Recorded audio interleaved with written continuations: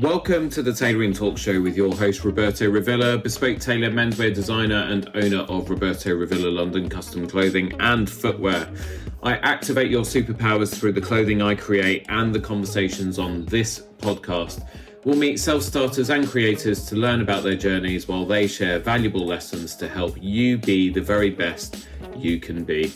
Please support the show by subscribing, and it helps so much if you take a few seconds to leave a rating and a review. My guest today is an experienced and respected professional in the mortgage industry with over 25 years of experience as the founder and CEO of Lending for Living. He has a passion for helping clients navigate the complex process of purchasing a home with ease and understanding. With his unique perspective as a proud veteran of the US Navy, he is committed to empowering his clients to achieve their financial aspirations and build personal wealth through real estate investment. Here to show you how you can become the authority in your industry. Tailoring talkers, please welcome Ed Parcaut to the Tailoring Talk Show. Ed, how are you? I'm very good, and I've not, since I've been doing podcasts, had somebody saved that opener with my name like that before. So thank you so much. I appreciate it. Did I pronounce it? Next level. No, you did. You did it right. It just you added that extra level with that accent. So, oh, thank you. And I'm always worried about pronouncing people's names correctly. So I should have actually asked you that question whilst we were having our little pre-talk there. Ed, firstly, I've got to say a massive thank you. Not that it will make a difference to anyone listening to this because, God knows when this is going to go out over the next couple of weeks. But it is very dark behind you. You're calling in from California. Yes, I am. Top of the list of places that I need to travel to very, very soon. And it's very early in the morning. So thank you so much for being here. I would imagine at this, what time is it over there right now? 6:20. Oh my God. Would you normally be in your office by now, or do you roll into your day a little slower than that? I'm usually putting together my show so I do a 5-day a week live on Facebook, LinkedIn, and YouTube at 8:30 a.m. And so I'm going through what's going on and writing my notes for my show and getting it ready, because a lot of people don't realize how much time we put into doing our shows. If we do a half-hour show, we probably put in 2 to 3 hours of work. And I got that from, I don't want to say about from being in college and all that stuff, when you're talking about how long you're in school and how much you have to do. But on the radio, I do a local radio show, talk radio, and I have to do the same thing for that to get ready for that. So it's something I'm used to. So I'm up early, by the way, going through, seeing what happened, watching everything, and seeing what to talk about. But, this week has all been about, inflation. Oh, wow. Oh, yeah. Well, I mean, hot topic at the moment, right? Huge. Yeah. The moment we shut that pipeline down, I knew we were in trouble. Yeah, no, exactly. So. Yeah, I mean, there's kind of rumors going on around, and we're recording. What are we, middle of October almost? That because I think you guys over in the States have stopped putting like your base rate of inflation or whatever has stopped going up. You'll very quickly, Ed, realize that I don't know anything, and also the other thing that I stopped doing about 4 or 5 months ago is I just stopped watching and listening to the news, because it was just every time you open that stuff up, just a cesspit of just horribleness. And, I just don't need to pollute my brain with all of that stuff. But I was talking to a realtor recently who said that there was some little shred of positive news coming from across the pond, which, meant that there was some optimism starting to creep in over here, because obviously we're still very much I don't know so much guided, but led by you guys over in the States. And whatever happens over there obviously has a big effect on confidence and so on over here. Are we starting to see the kind of first glimmerings of hope and good news, or are we still a long way from that? Well, here's the problem. And I don't want to get into the politics. But you can't fix, if you're in a family and you have a husband and wife, or 2 husbands and 2 wives, whatever that family is, and you have a budget, and one of them's on the budget, but the other one's not on the budget. It doesn't work. The whole family falls apart with the financials. That's where we are in our government. You have the Fed trying to fix the inflation issue, not necessarily the best way, but the only way they know how to, tightening the money supply. Then you have a government who is spending every dime they can get their hand on for any little program they want. And so we're still overspending with this current administration. And I'm not knocking Democrats or Republican. The issue is, if you go back with Clinton, the first 2 years, he did the same thing. He did his own thing, and then this didn't work. And then he got together with all the parties, and they actually worked it out, and he did really well the second. This current president doesn't care. I don't even know if he is the current president, and I know that's a political statement, but it just seems like there's an issue. I knew the moment he shut down that pipeline when he first got in office that we'd see inflation, and I didn't know we'd be back to 1973, and we're on a tipping point right now to where we're almost going to have stagflation if it keeps going the way it's going, if we don't get it stopped. Because we actually showed it ticked up a little bit this month, for September. But really, it's long term. Where's it at and what's going on? The other issue we have is the Fed's not buying mortgage-backed securities as much as they were and keeping them on their books. They're letting them roll off. If they would actually start buying again, we'd probably be about 150 basis points lower in rates than we are right now, which probably would mean instead of 7.5 on our way to 8, we'd be at 6.5 on our way to 7. Yeah. I was when I was away in Cyprus towards the end of August. My wife and I, we just kind of got the hell out of here and took a couple of weeks out because we were kind of reaching burnout. But the German couple who were on the sunbed next to us every single day. I think he used to do the kind of 6 a.m, and when he got up, he'd come and put his book on the sunbed just to save the spot. And we're creatures of habit as well, so we quite liked being on the bed next to them. But after about day 3, I kind of took an interest in what literature he was putting down to save his spot. And long story short, it turns out he's like a chief medical officer type person over in Germany. And, at some point, inevitably, we got talking and politics kind of crept into it. And we were talking about your president. And I said, I don't know. It's like I don't really, really get totally into these things. But he doesn't really seem very, what's the word? Altogether there, right?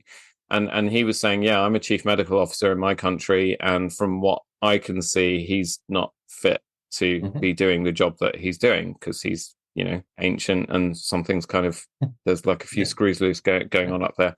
But anyway, look, we're not here to talk about Joe Biden. We're here to talk about you, Ed. I know, but one last thing. Yes, go for it.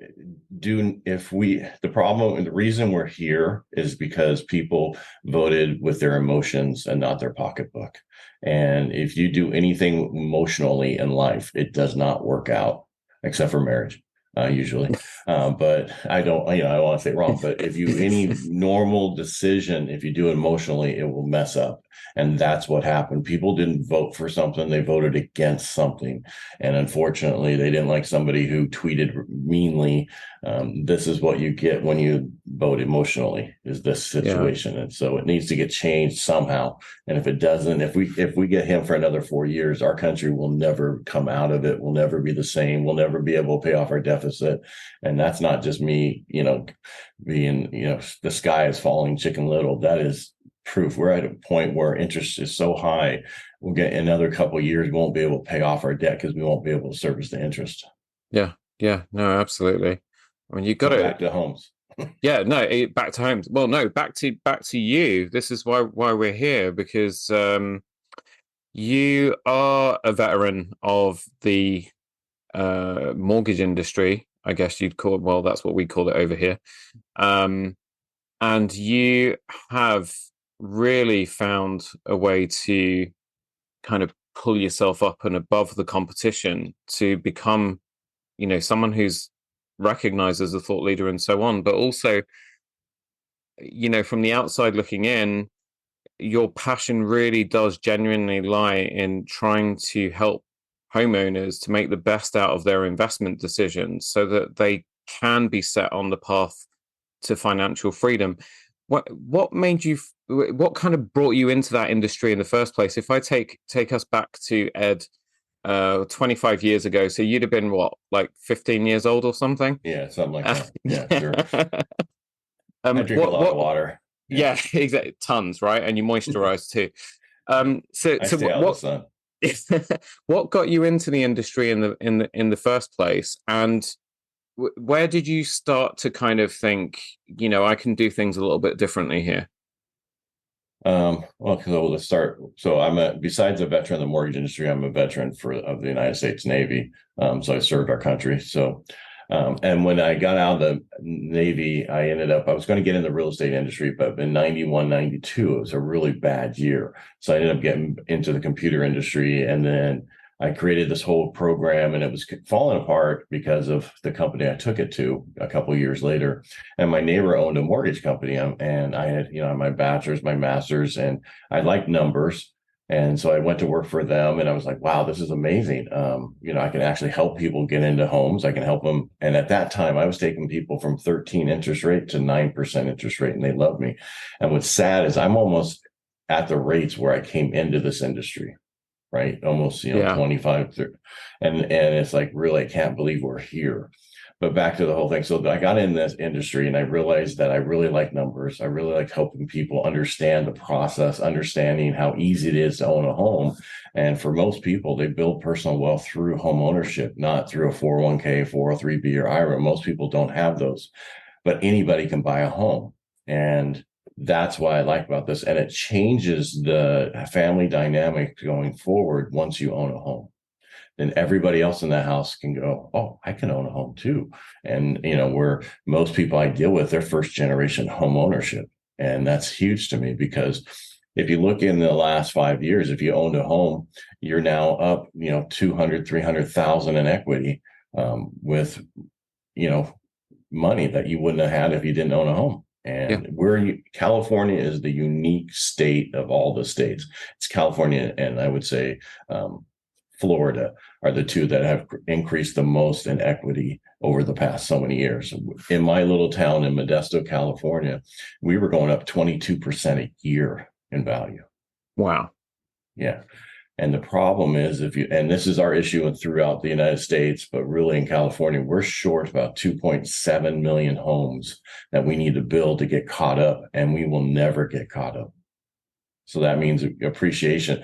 So anybody over there, buy over here. You're going to see appreciation like you wouldn't believe, just because of the fact that we don't have enough homes. And if you look at nationwide, we're short almost 18 million homes nationwide. So there's a huge, opportunity there.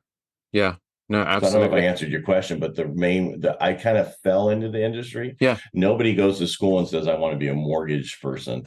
That's just not thought of, right? It's like, some people want to be an actor or whatever, but most people don't say, I want to be a real estate agent or a mortgage person. They just kind of fall in the industry and then go, this is great industry. Yeah. However, our industry going forward for the next 10 years is going to be some of the leanest, hardest times in our history. Yeah. And I guess what you've got to do, anyone, especially younger people that are looking to get into the industry and need to develop a backbone really quick, or get in a different industry, or get into something different altogether. Yeah, exactly. Go into nursing. I'm not kidding. All my families, my wife, my kids, that's what they're into, except for one of them. And you can always do that and then also do this. Yeah. You know what I mean? But it's not going to be like any other time in history. We're only going to do, of existing home sales is normally 85% of the market. We're only going to see 35% of that going forward.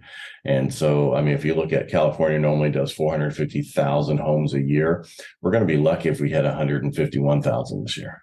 Yeah. Wow. Yeah. But that's not a reason not to own a home. That's a totally two separate entities. There's a huge change in our industry when it comes to real estate and everything else, of who pays what commission. How is it, and just a quick question over there. When you buy a home, who pays the buyer's commission to when they write an offer? Do you know? The buyer's commission. Because here, the seller pays both sides of the commission. Okay. They pay the listing agent and then they pay the person who brings the buyer. That's changing. There were some lawsuits, and basically going forward, they're just going to pay the listing agent, and no one knows how they're going to pay for the person to bring the buyer. So it probably works a little differently over here because so we have estate agents, or you call them realtors, um, and they obviously have a commission, but that usually is taken from the seller, not the actual buyer. Mhm. Um, there is another secondary kind of underhand market that goes on in some parts of the country, well, probably all parts of the country actually, um, where the seller and the agent will look to make some extra cash commission from the buyer, and usually that's a kind of scheme where the realtor says to the seller, listen, I can achieve this price for you, and then the seller says, okay, well, if you manage to achieve that price for me, I'll, outside of the official commission I'm going to give you this. But then they'll try to find a way to extract that from the buyer during the negotiation stage. So yeah, it's buying real estate over here is kind of a complex process. It's also extremely stressful, and you can spend months in the process, and it can still all fall apart at the very last moment. The only difference over here is up in Scotland. So across the border, they have a slightly different system where if you're going to buy a house and you make an offer, so if I'm going to buy your house, Ed, and you accept my offer, that acceptance is binding there and then. And then we go through all the paperwork and the due diligence and all of that kind of stuff. South of the border in England and Wales, it is very much that the whole thing could fall apart at any point in time, for any number of reasons. So we have the process down. I can close a purchase in 9 days. Wow. Yeah. Yeah. Okay. Come over here. We'll get you home. Yeah, no, exactly. Well, it's like someone who was working front desk at one of the law firms that I work in. He's just retired, and I said to him, "What are you going to do?" Expecting him, to have a little house in the country or something, and he's actually bought real estate in Miami, so he's moved to Florida. Yeah, I mean, and that's one place that is the values have went up even more in the last few years than anywhere else. But it is one of the places that they're worried about the values going down over the Yeah, next year or two. So yeah. Um, your book, how did that come about? Was that something that you'd wanted to do for a long time? Was it something that became almost necessary because of the way that you were wanting to try and help more people? And what was that process like for you? was that a rhetorical question or was that a question? Sorry, No, because that the way was a you question. said That was a question. I'm so sorry. I should have no, warned you. My just questions are very long-winded. no, that's fine because basically I wanted to write a book, and one of the reasons I wanted to write a book is there's only one of me, so I can only talk to so many clients per day, right? Per hour, per whatever. The issue is that I wrote my book the way I qualify people. I look at the credit, their income, and assets, and that's why I wrote the book, is so that I could have sent people could read my book and understand the process so much easier and understand.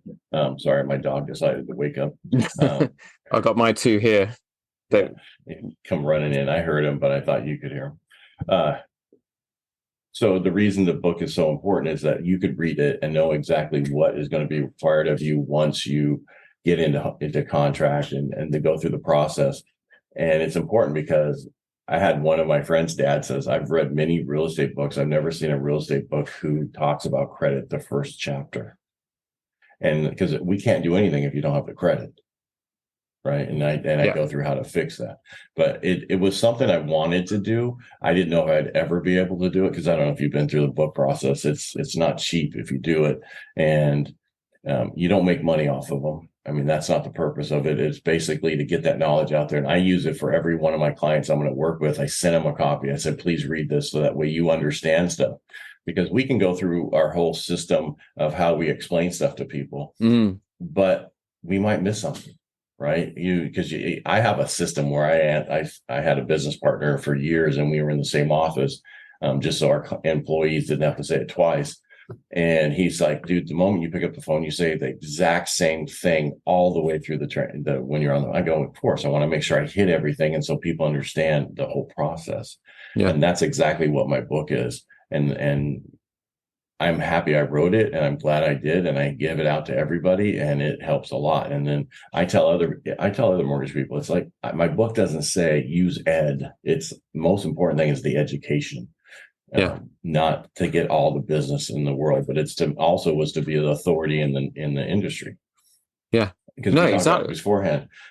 I did three things to be the authority. First, I got on radio and most people at the time in 2018, I said, do people still listen to radio? Because I didn't. I listened to, other stuff.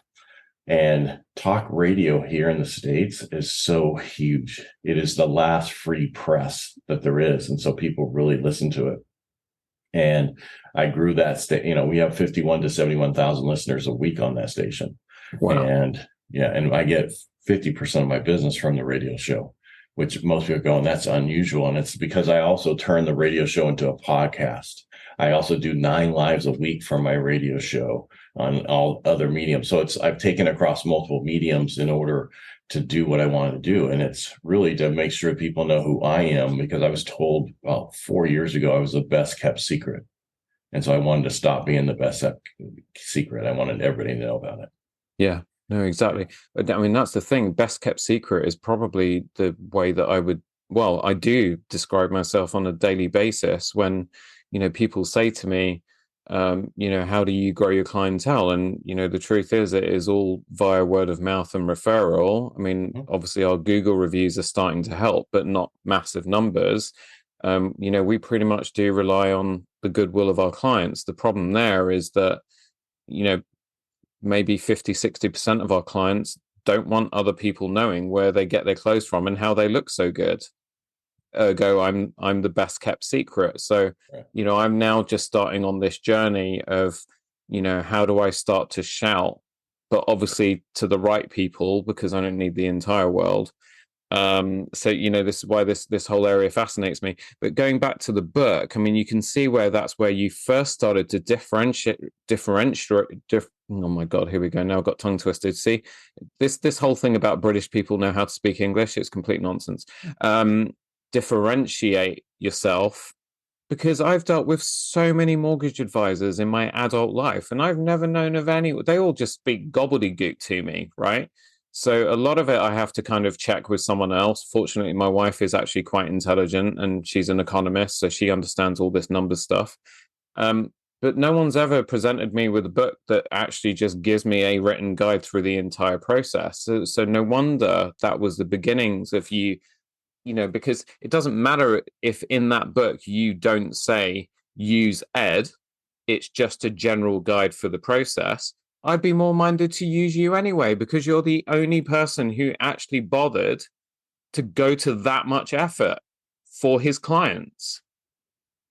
Yeah, I mean, it was important to get that information out there, and you're right. It does help. I can't complain. It helps drastically when you say, oh, by the way, I wrote a book and it came out in February and it was Amazon bestseller in 2 categories: home buying and selling and mortgages.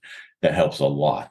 Then you drop the radio show. You drop the fact that I was also in a documentary last year that came out. It's called Hacking Real Estate, and it was about how did real estate people make money in the, not actual real estate people, but how people bought real estate and made money in it. And I was the only mortgage person. And how that came about was I was at a traffic and conversion event, and the lady who's doing the documentary started asking me questions. And she was like, you got a radio show? I want you on my documentary to talk about that. And so that did really well. I've had more people reach out to me because of that. It's just doing stuff that other people won't do is what you need to do. And I do everything that makes me uncomfortable. Doing live radio is very uncomfortable. Doing podcasts and doing all the stuff I've done. If you go back to my original days, those are some of the worst interviews or stuff I've done. I mean, have you went back to some of your old stuff and you're like, oh my goodness, I cannot even listen to this. Yeah, exactly. But I mean, the most important, depending on who's listening to this, but if you're listening to it because you want to buy real estate, the most important thing is find somebody who knows what they're talking about. And when I wrote my book, I wanted to make sure it looked really good also, right? I mean, that was, if I'm going to put the effort in, it's got to be really good. Two things I wanted. I didn't want a pamphlet and I didn't want Moby Dick.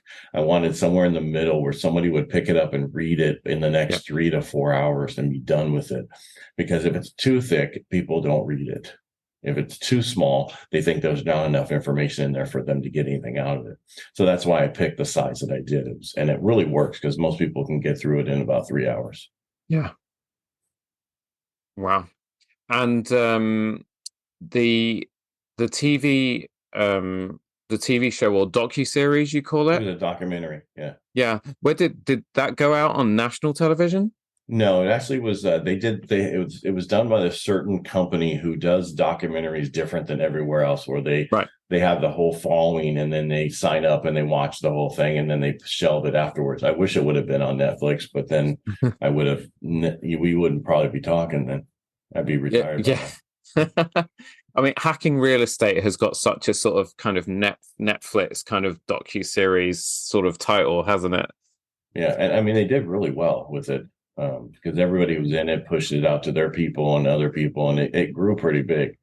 But it was not, the original name wasn't Hacking Real Estate, but everybody got into the word hack. I'm sorry, my. Oh no, that's okay. Don't worry. I'm surprised that mine haven't. Yeah, Well, mine. it's my wife's Rottweiler who thinks that she's more important than anybody else. Of course. And then I have American Bully that I rescued that I found on a walking trail. He was tied up to the exercise equipment late at night on 2 marches ago, and now he's here and he's a really good dog. But she's the one that's she's the female. She runs the neighborhood. She runs everything. Yeah, no, same. We have a Cavachon female, Emily. She, we've had her since she was a puppy. She thinks that she's the alpha of the house, but we have 2 cats as well. And then we have Bailey, who's a working Cocker Spaniel. But we found him. He'd just been dumped on the side of the highway with a broken leg. We drove past, and then we turned around and came back because we spotted him from the car and picked him up and rehabbed him, and he's been with us for 5 or 6 years now. Amazing dog. Yeah, this one, my American Bully's named George. It's after George Costanza. I was walking, I'm like, "You're a George" when I picked him up. Yeah, I think he got the name Bailey because we'd literally just seen a movie with Dennis Quaid. I think it's called it. I can't remember what it's called, but anyway, the spirit of his dog from when he was a kid gets passed from dog to dog to dog until eventually it finds him as a fully grown adult. And the kind of catchphrase with the dog was Bailey, Bailey, Bailey. That's what he used to say to him when he, teaching him how to do a particular type of catch or whatever. And Carolina just really loved that name. So when we found him, that's what we called him. I'm really surprised he has not even twitched as I said his name 4 times. So weird. Anyway, sorry. Let's dogs back to you. It's about personal stuff too when we're talking. Yeah, of course. Get connected. No, absolutely. So there was something really specific I was going to ask you before we got to talking about our dogs, and it was someone who's listening to this that might not necessarily be in the real estate industry is doing something else. And they're thinking, well, I'm in a really competitive space. What do I do to, differentiate myself? There's something you talk about where, I think before you start signing up to go on radio shows and put yourself out there, you kind of need to roll back a little bit and actually just kind of look internally. And you talk about sort of working out what your actual hidden talents are. Can you just kind of guide us a little bit through Ed's kind of view of the process of that? Well, I didn't know I had hidden talents or what you're. No, so when I'm like, you do. You take. Sorry to interrupt. Just before I let you go, but let you go on. But for example, with you, before you got into business and started your firm and so on and did all this wonderful stuff in the real estate industry, you were an Army veteran. You served veteran. Navy veteran. Sorry, not Army. I'm not a soldier. My Oh son's my a God. soldier. I'm not. That's it. So Army Navy has a huge football. We go against each other, so it's okay. Okay. So, Sorry. Navy veteran. I won't even edit that out so everybody knows what an idiot I am. no, you're not an idiot. That's you. You're not in America. It's okay. Yeah. I don't know. Well, no, actually, do you know what? It's I watch football over there all the time. yeah. No, I'm not it's going to tell the you my team, so because go I don't on. want to. Huh? No, tell me. No, no. Okay, fine. I support Arsenal. So but Manchester City. oh, okay. Yeah. Well, where are we Not friendly United rivals? City. City, yeah. Well, the proper Manchester team, because we always joke when Man United come to town to play when we beat them that their supporters don't really have far to go home because they mostly live in London anyway. So uh yes, Navy veteran. So you bring not just experiences that you had during your time serving, um, but also there'll be certain disciplines and so on that you'll have brought, and maybe a different view of the world, a different approach to problem solving as well.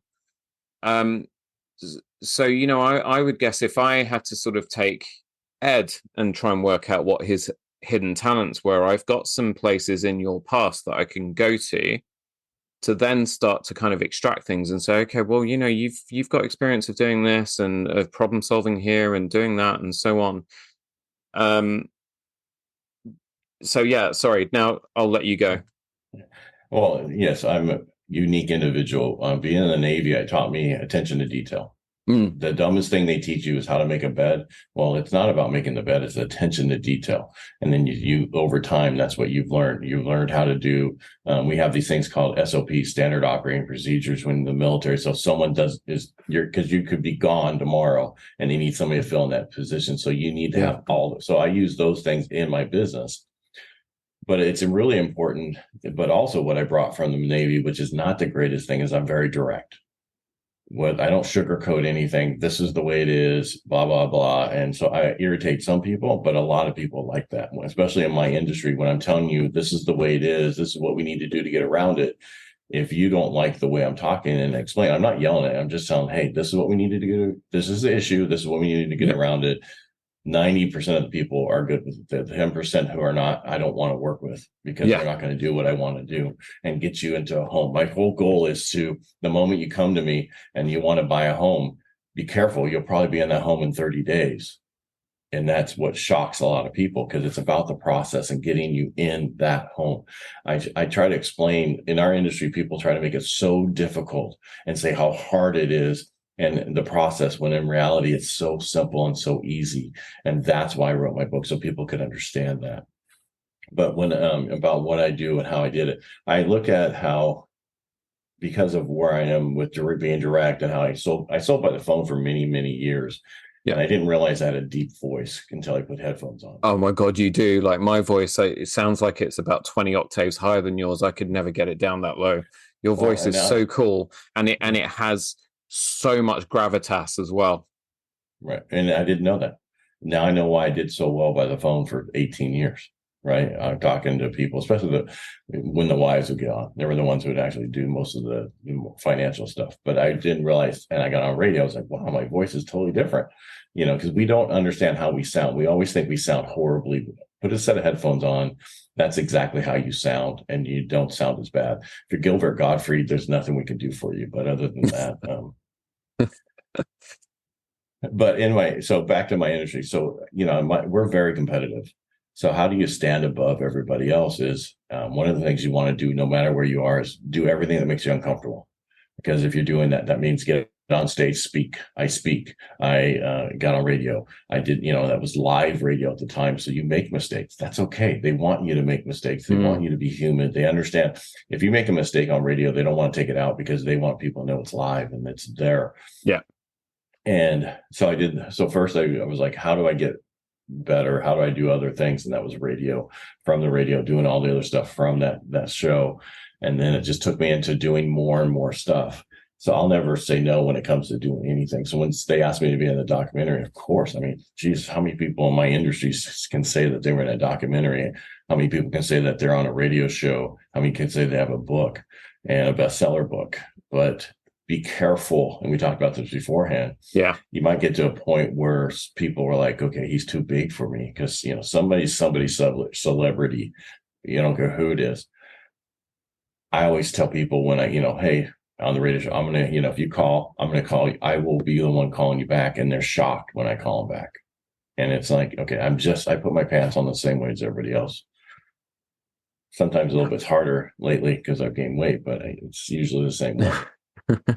Yeah, and I got from personal experience, I can definitely agree with what Ed's saying there, because through the podcast and so on. I mean, example, the other day I had a new customer come into the workroom to get fitted up, and so they walk in, and I'm usually at my sort of little fitting room at the back, and so my head tailor usually greets them and says he's at the back there.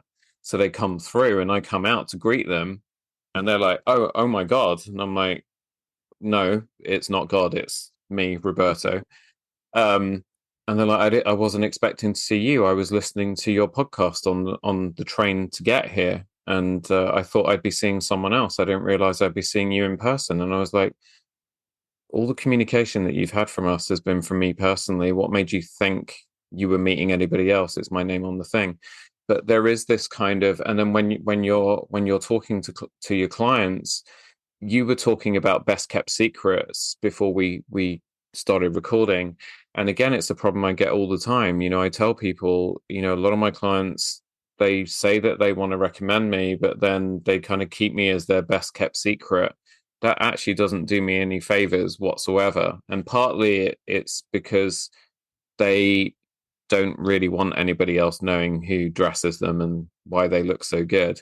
But some of it is actually that they think, because of what they see on social media, because of what they hear about our business growing and doing well, and then the podcast and so on, and anything else they see me doing, they just think I'm too busy and I'm too big to take on new people, which is absolutely not the case. So that you're right, there is a danger there, and it's about trying to find that sort of balance as well, making sure people know that you're still you're still right. Ed, you're still Bobby, and you're still same old approachable, and you still want to help people.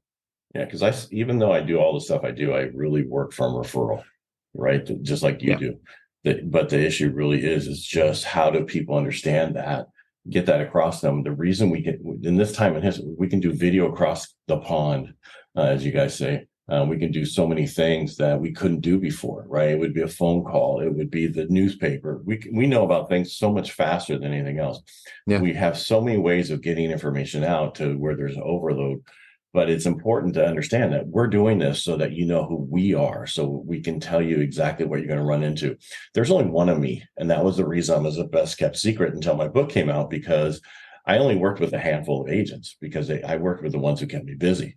Right? Yeah. I didn't work with hundreds, because there's no way to support hundreds. There's a way to support 10 in a good market. In this market, you got to do 25 to 30 just because they all maybe have one to do it. And my whole goal in life is to help 30 to 40 families a month. And that's important. But in this market, it's hard to do that just because there's not the homes to be sold. Yeah. Wow. So, how much time are you spending in your business nowadays? Because obviously you're CEO of Lending for Living. How big's the organization, and how much actual kind of face time are you having with your own customers? Well, I'm the only one that talks to my customers. So I talk to them up front, and then through the process, they talk to a couple different, contract processors or assistants. But really, I'm the one that talks to them up front, gets the whole thing put together, and then they send in their documents, and then that goes to another person. And then at the end, I'm there at the end for them. So, and excuse me, sorry, early still. No, that's okay. So the process is really because we can get it done in 9 days. Yep. There's not a lot of time to play around, but our average escrow that most people do is 21 days now. Normally it used to be 45 or 60 days. And my big problem with that is time kills all deals. The longer something takes, the easier it is to fall apart. And I don't want that to happen, because someone could lose a job, someone can pass away during the transaction. It's important to get it done fast. So I'm forward facing all the time. The question really is, how many hours do I do radio and video a week? Mm-hmm. That's probably I'd say about 10 hours a week. Yeah. Which doesn't sound, I guess to most people, doesn't sound like that much, but when you take it as a chunk out of your, the hours that you do have in a week, it's a big commitment. Well, it's, daily I do. So Monday I do a morning show, and then Tuesday I do 4 shows, right? And those 4 lives. And then Wednesday I do the radio, plus then I do another 2 lives. So it does eat up your hours of your morning. And then not only that, you have to, okay, well, we're going to have them cut up. We're going to do this. You got to go through the process. You have to get ready for the show. For every half hour my show is, I'm probably looking at 2 hours of, what's going on, where is it at? Mm-hmm. And I have a co-host on the radio, and I have the same co-host for the 5 of the lives. And with the recent cut-ups we've been able to do through different software, it's always me talking. Yeah. And he's like, well, you talk all the time. I'm like, then speak. It's not my problem. I have all this information I want to get out and get this information out. You give numbers, right? This is where our market is. This is what's going on. Do more than that. That's on you, not me. Yeah. And and get that information out there, because people need to know who you are in order to work with you. Yeah, no, absolutely. And the more haters you have, the better. And the reason I say that is because you're nobody until you have a hater. Yeah, and I'm starting to get that. Yeah, and it's engagement. Who cares? Yeah, I finally had a TikTok go viral for me. I'm a bit in Modesto, California. I think I'm at 735,000 on that one. And it was a stupid little thing about how to buy a manufactured home, which is what you would know is probably a mobile home. Do you know what I'm talking about? Yeah. Okay. Absolutely. They call them differently here now. But anyway, it's about how to get around this tax thing and everything. And the thing went viral because people were like, that's tax evasion. That's it. No, it's not. But it didn't matter the engagement. It was that, I don't care if it was good or bad. That was what got it to go and be seen by more and more people and increase my followers. And that's all you need to do. So, yeah. Yeah, no, absolutely. So don't worry about the haters. They're what you want, because they're going to be there. It's easier to be negative than positive. Yeah. No, absolutely. Yeah, 100%. Totally agree with that. The first time I got a couple of on my Instagram reels, I got a couple of stupid comments, or kind of some people being really quite hurtfully critical. I took it to heart straight away, because I'm passionate about what I do, and I'm a people pleaser, all the rest of it. But since kind of doing a bit more, getting a bit more of that, and also by virtue of this podcast, being able to talk to and learn from amazing people like you, I've come to realize that actually, the more of them, the better. Bring it on, because they're the ones that you kind of really bring to the fore what you're doing, and actually kind of help propel you if you use the energy in the right way, and also don't fuel them directly. Speaking of connecting, because we have a lot of listeners in the States. Funnily enough, we actually have more listeners in the States than I do here in the UK. Really? If people, I mean, it's great for you, especially if they're looking to buy a home. One thing before you get there. So I call it, they have text balls. So the problem is people won't say it to your face, but because they can hide behind somewhere else. Because I used to have a guy that worked in my office. He would never say anything to me up front. And then as soon as he would leave, he would text me this, and I'll have all this like to be behind him to text me everything he wanted to say. He couldn't say it to my face. And I called it text balls. And it's the same thing here. They only have balls because they can do it, and then they're out in your face. So if they can't do it to your face, it doesn't matter. Don't even worry about it. Yeah. So I'm sorry. I just wanted to get that out there, because no, get really upset about it, and they want to, they take it personally. No, people are mean and they're rude. Their lives are horrible.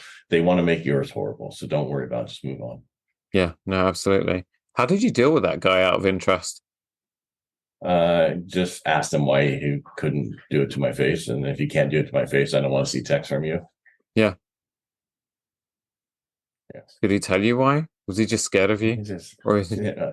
Well, I am a bigger guy, but that's beside the point. I lifted for years. Yeah. So I'm 60. Yeah. So awesome. Ed, yes. How can people listening that are thinking, I really like this guy, he's straight as an arrow, he's no BS, this is the kind of person that I want to work with, how do people connect with you? I made it real easy. I have a unique French last name, Parcaut, so it's Ed Parcaut everywhere.